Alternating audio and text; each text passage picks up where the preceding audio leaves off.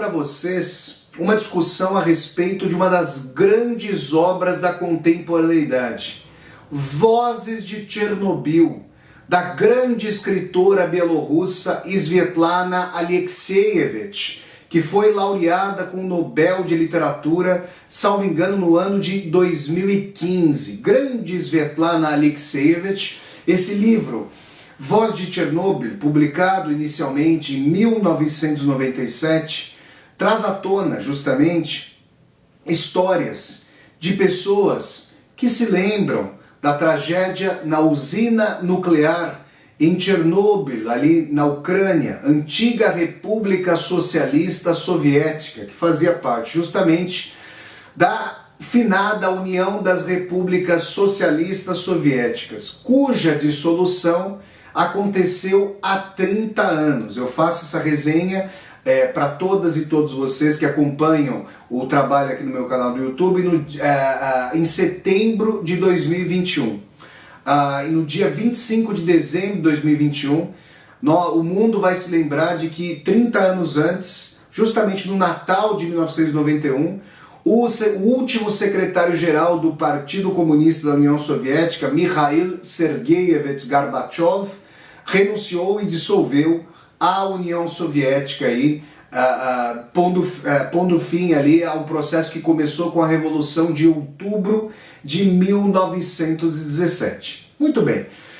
Em 1986, houve a explosão de reatores de uma usina nuclear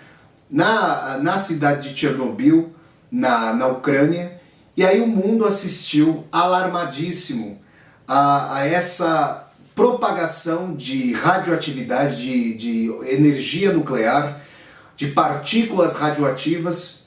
a partir da Ucrânia ali para toda a Europa, e nomeadamente para a Ucrânia e para a Bielorrússia. Situações assim simplesmente alarmantes. O que Svetlana Alexievich, cujas 5 obras sobre o período soviético, A Guerra Não Tem Rosto de Mulher, As Últimas Testemunhas, Os Meninos de Zinco, Voz de Chernobyl e O Fim do Homem Soviético, o que Svetlana Alexievich faz de muito peculiar em suas obras? Ela, como escritora, transfere a potência de sua literatura, do imaginário e da visão, para os ouvidos. Ela se coloca como alguém que ouve pessoas, que vivenciaram ali as circunstâncias, por exemplo, agora na nossa resenha de Voz de Chernobyl, e traz à tona as suas histórias. É claro que ela, como escritora, foi fazendo perguntas durante as entrevistas, mas suas perguntas são submersas no texto para dar vazão às histórias dessas pessoas. Histórias que ela foi gravando ao longo da compilação aí de uma série de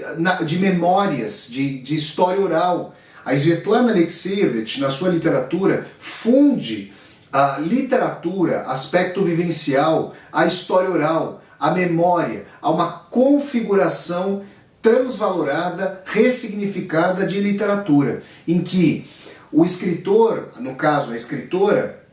se transforma numa grande arquiteta de sua obra, trazendo as perguntas que vão mobilizar as memórias, mas submergindo-as em função do protagonismo das pessoas com as quais a escritora pôde conversar. Eu quero dizer a vocês que já fiz leituras dos livros, leituras de Vassolera aqui no meu canal, dos livros A Guerra Não Tem Rosto de Mulher e As Últimas Testemunhas. Além de já ter feito uma resenha sobre o livro O Fim do Homem Soviético. Você pode procurar aqui no meu canal e ao fim do vídeo eu vou deixar os links aqui, vão aparecer na tela, para vocês terem acesso a esse outro material de discussão que eu já fiz aqui no meu canal sobre Svetlana Alexievich. Isso colocado, pessoal, vamos entrar aqui em Voz de Chernobyl de forma propriamente dita. Após esse acidente nuclear catastrófico, o que a Svetlana Alexievich vai resgatar em diálogo com suas vítimas é toda uma memória, não só sobre as decorrências mais imediatas e horripilantes do acidente, as pessoas ali enfrentando mutações terríveis, morrendo incineradas, pessoas que ficaram observando a coloração ali violeta, a multicoloração, parecendo a captura do arco-íris, numa ponte ali a, sei lá, 1 quilômetro do local da explosão, que depois morreram, que foram contaminadas por radiação. As pessoas que demoraram a ser evacuadas da área da explosão pelas autoridades soviéticas, que num primeiro momento atordoadas, como que escamotearam essas informações da população e depois ali começaram a fazer uma evacuação. As mesmas autoridades soviéticas que mandaram bombeiros ali, que são verdadeiros heróis da humanidade, bombeiros ali, figuras que se dispuseram a retirar o material radioativo imediatamente colocado na explosão e também se propuseram ali ajudar a retirar esse material para que o material radioativo não chegasse até o lençol freático, até um lençol d'água sob a usina, porque isso poderia provocar uma explosão de proporções estratosféricas. Esses heróis que padeceram nos anos subsequentes em decorrência de cânceres, em decorrência de mutações, em decorrência de sofrimentos atrozes. Todas essas histórias estão contidas em Voz de Chernobyl, de modo que Voz de Chernobyl é uma tentativa de não deixar que as experiências dessas pessoas sejam silenciadas por um tipo de escritura da história oficial que, ainda que a Rússia atual do Putin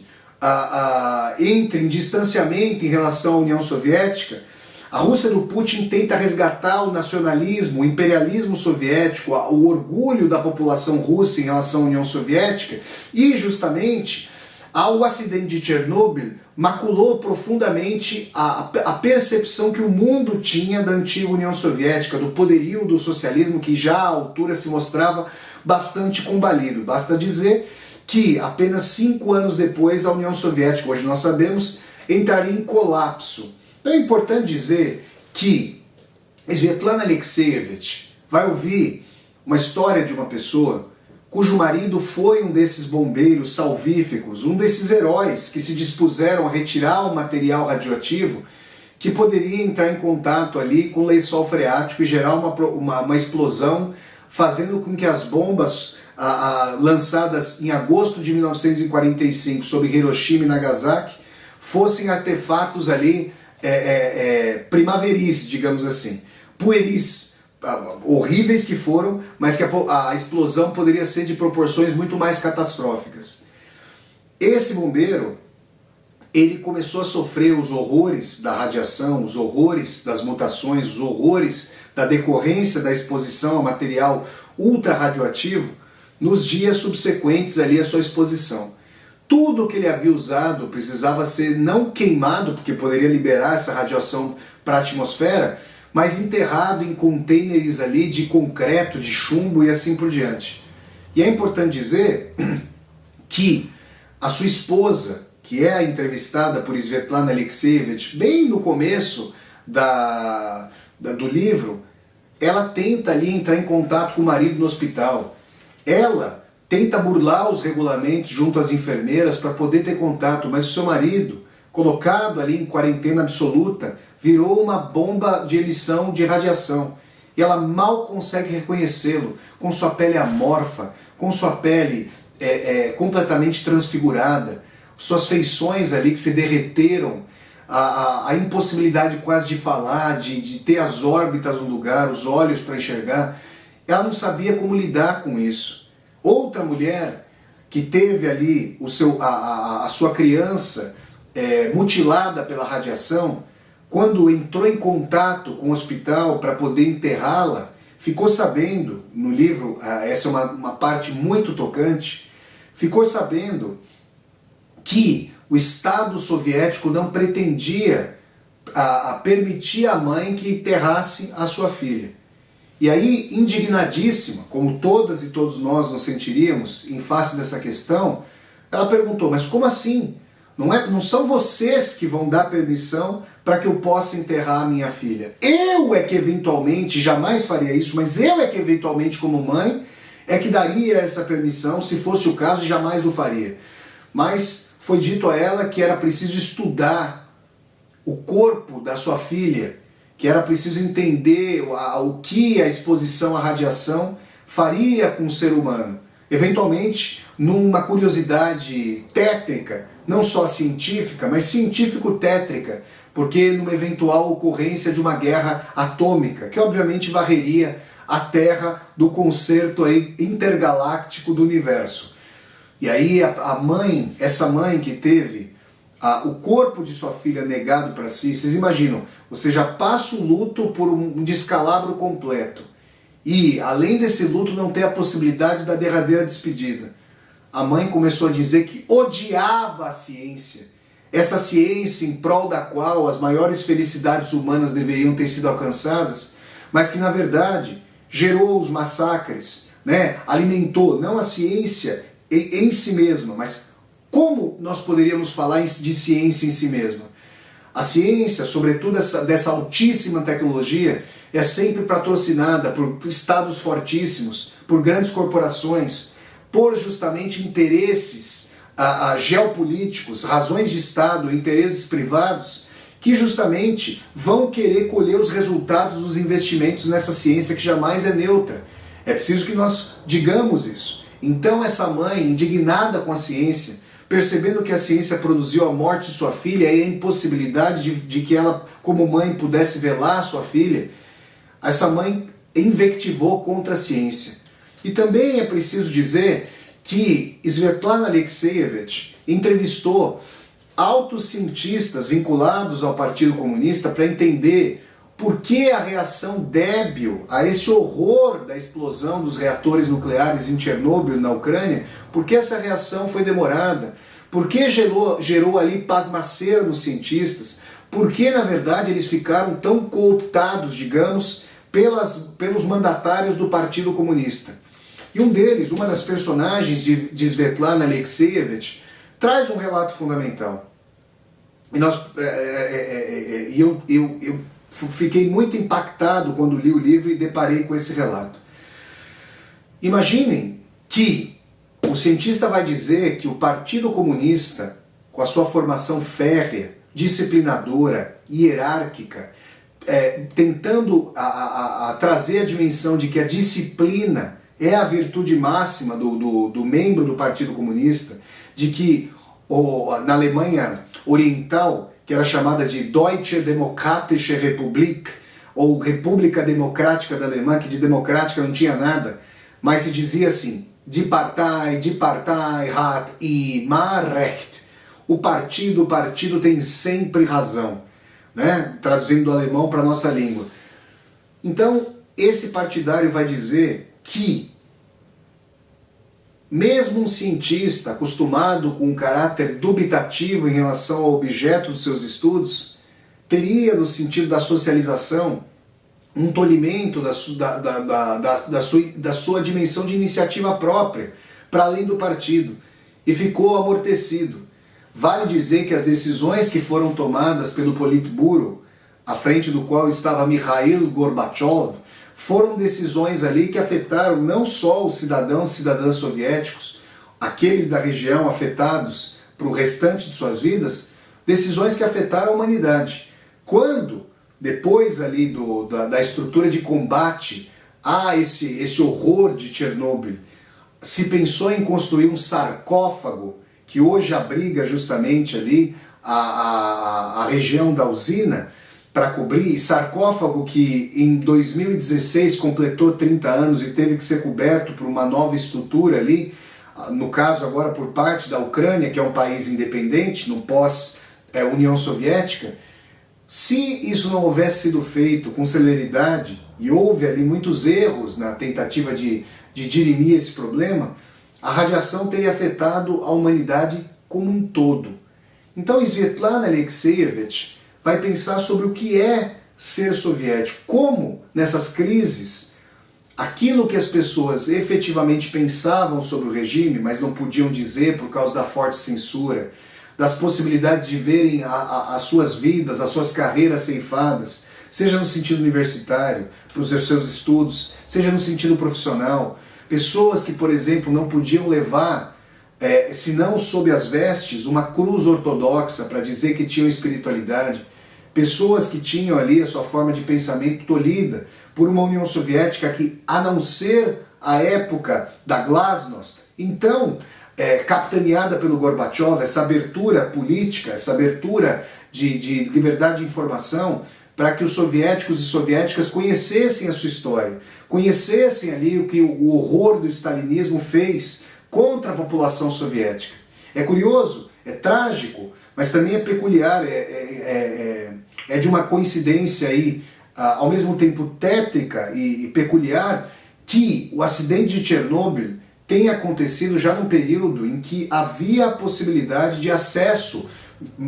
de um pouco mais de acesso às informações, liberdade de expressão na União Soviética. Claro que o Partido Comunista, que o Estado Soviético interveio para justamente amordaçar ali as informações e escamotear seus muitos erros técnicos de decisão logística, de decisão política para a contenção dessa tragédia, desse acidente. Eu quero dizer a vocês que um documentário ao qual vocês podem assistir, eu assisti a esse documentário em Chicago em 2016, juntamente ali na sessão de exibição estava presente a diretora do documentário, talvez radicada na cidade de Chicago, um documentário chamado As Babushkas de Chernobyl. Quem são as babushkas? São as vovós. Babushka é vovó em russa, avó em russa, e essas babushkas eram moradoras imemoriais daquela terra, ao redor ali, daquela logradouro camponesa ali, rural, ao redor de Chernobyl, pessoas que haviam sido evacuadas de suas casas, justamente ali pelo Estado Soviético, mas que depois de um tempo resolveram voltar, porque sentiam aquilo que em língua alemã se chama Heimweh, a pátria que dói, a saudade da pátria que dói. E nesse sentido retornaram. E a gente pode imaginar que elas morreriam, seriam ceifadas, teriam as vidas ceifadas rapidamente, justamente pela franca exposição à radiação. O que acontece nesse documentário As Babushkas de Chernobyl, o que acontece nesse documentário se mostra, é que elas, na verdade, começam em contato com a terra imemorial, a terra de seus avós, a terra de seus pais, a terra eivada de radiação, mas que ainda assim é uma terra ali em que elas cresceram, cujo chilreio dos pássaros elas conhecem, cujos animais elas conhecem, cujas águas elas conhecem, terra que referenda para elas a identidade. É curioso dizer que as pessoas que se evadiram e foram morar na periferia da capital da Ucrânia, em Kiev, em comparação com as vovós de Chernobyl, por vezes apresentavam uma expectativa de vida mais baixa. Essa história do documentário As Babushkas de Chernobyl bem poderia estar em Voz de Chernobyl. Isso para não mencionar, gente, que algumas pessoas começaram a voltar aos locais de Chernobyl, não só para promoverem excursões ou promoverem caminhadas suicidas, kamikazes ali pelos locais de exposição radioativa, como também para roubar casas, alimentos, animais, saquear roupas, como que para vendê-las. É uma tragédia, mas a natureza humana na crise tende a mostrar todos os seus desdobramentos, das ações mais malévolas que podemos imaginar, como essas que eu acabei de mencionar, até o ímpeto de repartir o pão antes mesmo de oferecê-lo.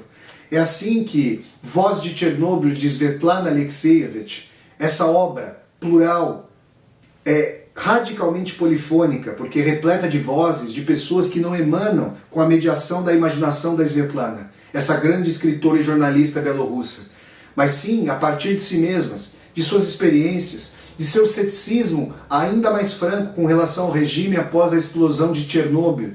de sua apresentação de como o regime esmilinguira ou se mostrar